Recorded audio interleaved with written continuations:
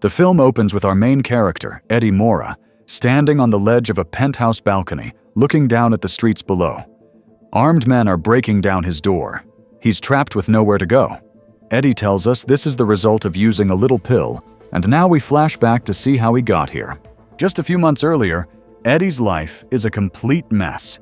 He's a struggling writer living in New York City who hasn't written a single word of his book in months. Nobody believed that I actually had a book contract. His apartment is a disaster.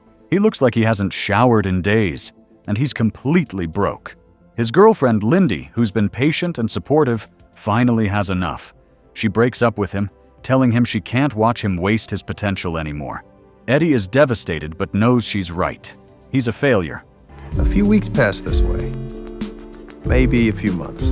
The next day, Eddie is wandering the streets, depressed and aimless, when he runs into his ex-brother-in-law, Vernon. Vernon is a sketchy guy who used to deal drugs, and Eddie hasn't seen him in years.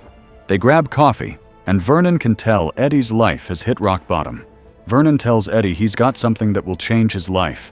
He pulls out a small, clear pill and explains it's called... And you know how they say that we can only access 20% of our brain? Well, what this does? It lets you access all of it. He claims it's a pharmaceutical drug that allows you to access 100% of your brain instead of the usual 10 to 20% most people use. Eddie is skeptical, but desperate. So he takes the pill. Within seconds, everything changes. His mind explodes with clarity. His brain makes connections at lightning speed.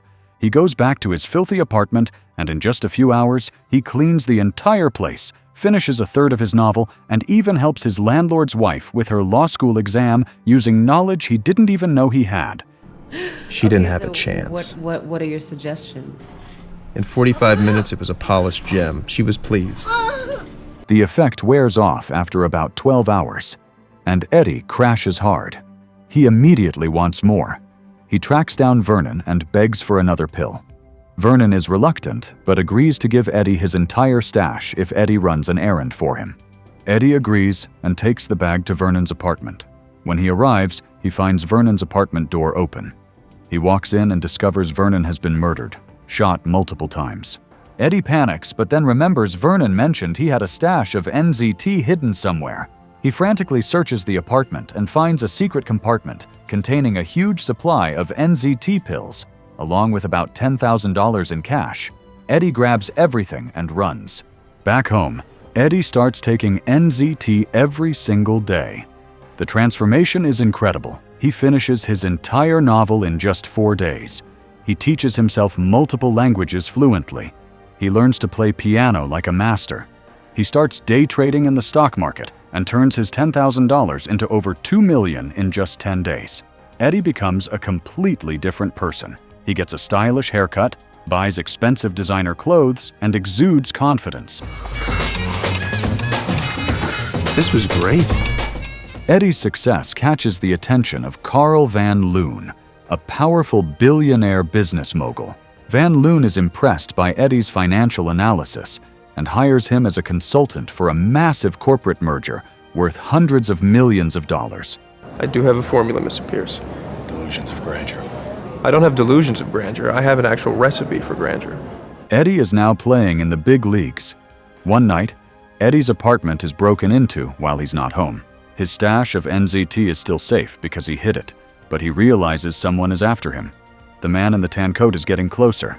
Eddie also notices that when he doesn't take NZT, he experiences terrible withdrawal symptoms. Eddie discovers something even more terrifying. He tracks down other NZT users. Some have died from brain hemorrhages.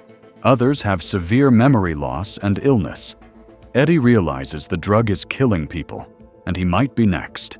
He's taking it every day, and there's no telling when the side effects will hit him. You have some left? Good. You go home and you take it. You take the dose down, but you don't just stop. You'll die if you just stop. Despite the dangers, Eddie can't stop. He's too deep into Van Loon's merger deal, and too many powerful people are counting on him. He continues using NZT, but he starts experiencing blackouts, periods of time he can't remember. But Eddie is always one step ahead now. Using his genius-level intelligence, He's been secretly working with chemists and scientists to reverse engineer NZT. He's created a version of the drug without the deadly side effects. He's also been diversifying his wealth, creating offshore accounts, and building an empire that can't be touched. The film jumps forward 1 year. Eddie is no longer just a successful trader or consultant. He's running for the United States Senate and is leading in the polls. He's wealthy, powerful, and seemingly untouchable. He meets with Van Loon one last time. Van Loon tries to threaten him, saying he still has leverage and knows Eddie's secret. But Eddie calmly explains that he's already off NZT. He weaned himself off it months ago and has learned to retain all the knowledge and abilities he gained while on the drug. His brain has been permanently enhanced. Van Loon doesn't believe him, but Eddie proves it by reciting complex details and demonstrating his abilities without the drug in his system. Van Loon realizes he has no power over Eddie anymore. Eddie has won. What are you doing?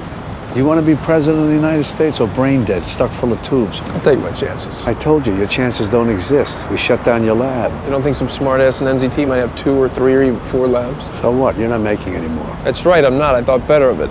See, once you know what's in it, you can tweak it, re-engineer it, get the bugs out, taper off. And that's Limitless, a fast-paced thriller about ambition, power, and the dangerous temptation of becoming more than human. The film asks the question, if you could be limitless, what would you be willing to risk? Anybody ever jump? Are you crazy?